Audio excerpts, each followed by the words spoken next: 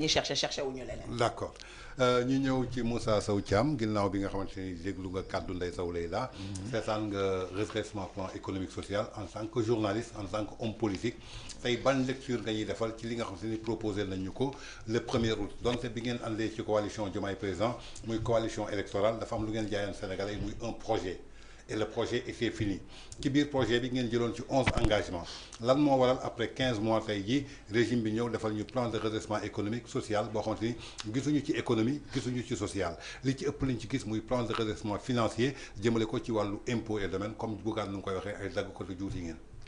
waaw temps dama lay delloo si wat yaa ngi may dugal si projet bi mosuma si bokk. dama la ciy dugal mosuma si bokk.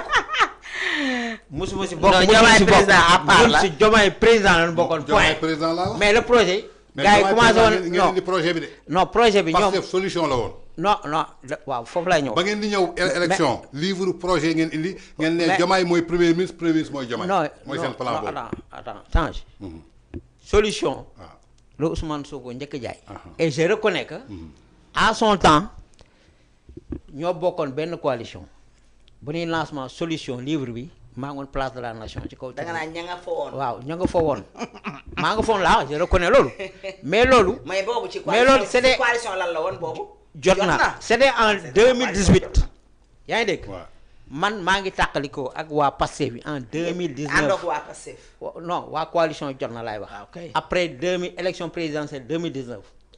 donc maa ngi retrouvé ak moom ci 2024 bi ci coalition.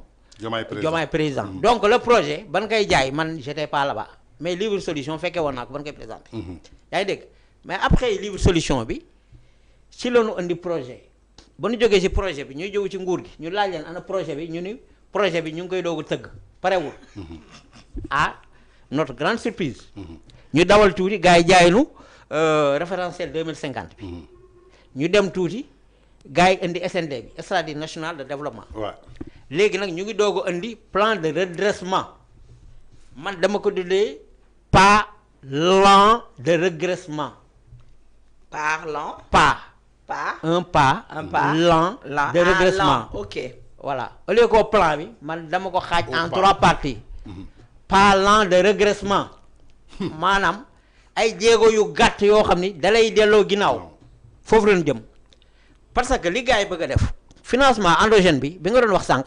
Sénégalais attunu ko mënuñu ko comment tu peux demander à des entreprises de payer des impôts et des taxes te amuñu benn revenu c'est pas possible yow tu t'es rabattu sur d'autres niches ñoom ni ñu ko tuddee maanaam sur le secteur des TIC des technologies de télécommunication information de la communication maanaam les influenceurs ak maanaam daal ñi nga xam ni ñoom c'est-à-dire il ne gagne rien du tout par rapport ak loolu yow tu es dans le secteur tu sais que amoo ay revenus et alors que tu es là depuis plus de 15 ans dans le secteur ñi nga xam ne tey c'est des influenceurs nekk ci TikTok bi amuñu benn revenu TikTok bu lay fay day fekk ni yow nga am un compte étranger boo xam ne du numéro Sénégal sax lay doon si la lay mën a fay yow koo xam ni France moo koy fay léegi nga bëgg fayeku ci ay revenu am c'est ridicule moo lay wan ni gars yi amuñu pexe moo tax ma ni lii du mujj fenn c'est-à-dire on va rester ici pendant des années sans autant que ñu développer dëkk bi ça c'est clair li gars yi di xaar par rapport au financement endogène et hétérogène boo xam ne tey ñoom ñu ngi ko bëgg a jëlee la plupart sur les populations ñoom réduire nu seen train de vie bon man j'avais entendu que c'est à hauteur de 50 milliards yow nee nga 100 milliards même loolu c'est insignifiant sur un montant de 5677 milliards yow nga joxe si loolu benn 100 milliards tu refuses de renoncer à tes prérogatives c'est-à-dire la jouissance à haute outrance au sommet de l'État c'est-à-dire les fonds politiques ce budget de fonctionnement yow laaloo si dara peut-être nii si nga laali sax bon laaloolu yow say fonctionnement personnel am na feneen ak feneen foo ko jëlee te boo moytul dañuy dem si ajustement structurel parce que ñu ngi naan ceeb bi dañuy dindi les 10% bi jusqu'à présent ñu xool ñu ngi jël xaalis am na commerçant yu ni ñoom duñu jaay à perte ils ont parfaitement raison tey bu dee ceeb wàññeeku na à l'extérieur dañu waroon permettre nit ñi tey ceeb bi wàññeeku mais ça fait combien de temps ñu ngi siy doog a wax ba ñu demee ba indi seen espèce u li may tuddee parlant de régressement bi donc du dem te du dem te du dem. ça je le répète et j'affirme. ceeb bi du yokku 10% yi ci taxe yu ñu teggi woon. moom la ñu yóbbu ci douane mais du ceeb bi même prix lay nekk. non loolu lañ wax ñoom. mais les commerçants am na si ñoo xam ni ils ont dit le contraire. ñoom loolu lañ wax. on va voir ce qui va se passer. en tout cas am na denrée yoo xam ni yokku na. on parle tout à l'heure de kilo de riz. léegi nday soo mu ngay wax. parfumé bi 600 francs. waaw 600. parfumé bi nekkoon 400 350. boobu importé la. waaw moom laa wax. mais riz local bi mi ngi ci 375. non mais bind nañ ne dañ ko ciy yokk. non dañ ne 10% yi nee nañ taxe douanière yi la ci recette bi lay yokku maanaam bi ñu war a prévoir mais lu waay yokk dara ci prix. gis nga ceeb ba li ko Macky Sall bàyyee woon. ñoom biñ ne dañ ko wàññi ceeb bi dafa gën a yokk laaj ko ku la neex. ceebu mbay boobu ñuy wax te pourtant ceeb mbay bi dañ naan duñ ko lekk ñun dañ koy lekk parce que ceeb boobu ngay lekk mu rees léegi. waaw man bi Macky Sall nekkee 12500 laa doon jëndee. 12500 léegi yaa ngi ci ñaata. léegi maa ngi koy jëndee 14500. te dañ ñëwoon dañ ko jëndee woon naa wàññi ko sax 20000. mais après wàcce na ko. voilà xam nga kon li ñuy wax tey mooy ñoom c'est-à-dire ils ont montré leur limite. montré leur limite nag tey waruñu divertir Sénégalais yi si li nga xam ne tey Guy Marius Sagna bind na ko. am na si ñoo xam ne sérieusement bëgguma tudd sax seen tur. parce que dañu ridiculiser seen bopp. ils ont joué sur la conscience des Sénégalais. et leur confiance la gars yi abusé wu tey ba accès au pouvoir. tey ñu retourner contre ce même peuple di ko marginaliser di ko teg lu mu attanul. parce que amul tey moom mooy il devait être le Sénégalais. le moins bavard au Sénégal. parce que moom rek lañu cotiser le Sénégal jëndal ko oto. ñëpp fekkee nañu son passé. dëgg la aujourd'hui à l'Assemblée nationale comportement bi mu doon taxawee du 14e législature bii yoon bokkul foofu noonu da doon xëcc micro yi di perturber tout le monde mais aujourd'hui les lois passent comme une lettre à la porte et moom moo koy cautionner. loo xam ni n'est pas dans l'intérêt des Sénégalais où se trouve tey le patriotisme la citoyenneté bi nga xam ne doon na woote tey aujourd'hui il a prouvé le contraire.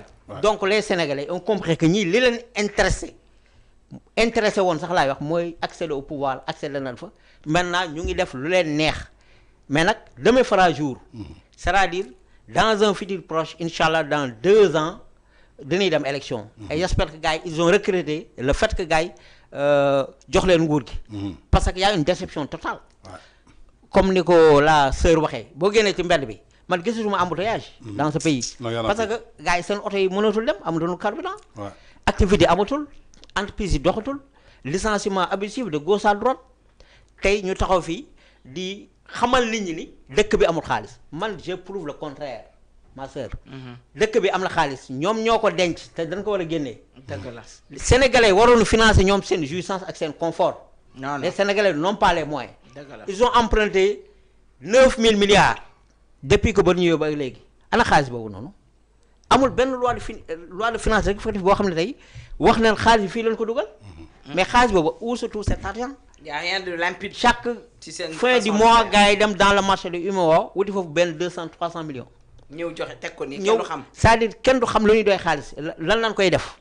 xaalis bi nañ ko génnee sànq am na ko ma dégg mu naan Ousmane Sonko s'il veut régler le problème sénégalais lui qui a dit aux Sénégalais que am na benn compte bu am 1000 milliards. mais il n'a qu'à amener ces 1000 milliards pour régler le problème sénégalais. les 97 milliards de Mamour Diallo. les 94 milliards de Mamour Diallo. 94 les 29 milliards de Mama Niang. le problème est réglé. mais tey il continue à faire comprendre aux Sénégalais dëkk bi amul xaalis tu sais pourquoi pour que mu bañ am benn moyen de pression envers eux. loolu la ñu gëmloo Sénégalais Sénégalais yi noonu bañ loolu parce que naxaate yi dafa ëpp. il faut ñu comprendre dëkk bi am na xaalis ñoom am nañ xaalis nañ liggéey xaalis bi bañ a di dompat sénégalais yi parce que les taxes là. de plus en plus day gën a yokk. ñu ngi wax ci mobile bi. mais loolu bu ñu ko yokkoo mais tey day répercuté wu ci kii ci population bi parce que li taxe gars yi teg par exemple ci canal tey léegi booy abonnement bi mais gars yi dañ ci tegaat 10%. léegi ñoom xam la ñuy xool ce qu'ils gagnent. mais xoolal noonu les populations bi di souffrir voilà. donc ñoom loolu moo leen intéressé ils n'ont pas parlé de l'économie c'est booster les entreprises c'est booster en fait les travaux dans le BTP ainsi de suite loolu mooy économie mais ñoom ils parlent du finance et des financements en fait pour récupérer de l'argent te ba léegi bon ils ont dit que c'est pour lancer l'économie mais économie boo ko bëggee lancer da ngay xoj ñi nga xam ne da nga leen xoj le secteur de la presse. nga jox leen li nu moom. Les entreprises. nga jox leen li nu moom. nga créer ay marché yuy permettre nit ñi ñu mën a soumissionner mën a gagner. mais y a pas d'appel d'offre, y a rien du tout. boo amee aussi gré à gré lay doon. donc ce qui se passe dans ce pays c'est d'une extrême gravité te Sénégalais yi xam naa ni bon kenn du leen wax jóg leen. mais bis bu ñu jógee nga xam ne jóg nañu. d'accord ça c'est clair. mais Tange. am na ñoo xam ne bu ñuy weddi xaru. affaire Cité Faye Sall. la Cour suprême a prononcé la suspension en totalité des effets de l'acte de résiliation des baux. du régime fasciste Diomaye et de son premier ministre. li leen ci ñëw. mais yónnee ma yónnee. non de ñoom maa ngi moom affaire Sogepa Cité Faye Sall la Cour suprême. am na yoo xam ne ñuy weddi xaru de Tange. mais Tange xam nga li kii wax ci redressement bi. suñu demee bay wax ne dañuy fay ci taxe lañ ci taxe yi lañ koy jëlee wala si li ñuy liggéey nu mu tudd ci impôt. waa léegi fond fële impôt. fonds commun duñ ko dindi wala. non duñ ko dindi mooy tax ñu doon ay millionnaires ak ay milliardaires. les caisses de solidarité yi nekk ci biir ministère yi beaucoup de personnes en parlent.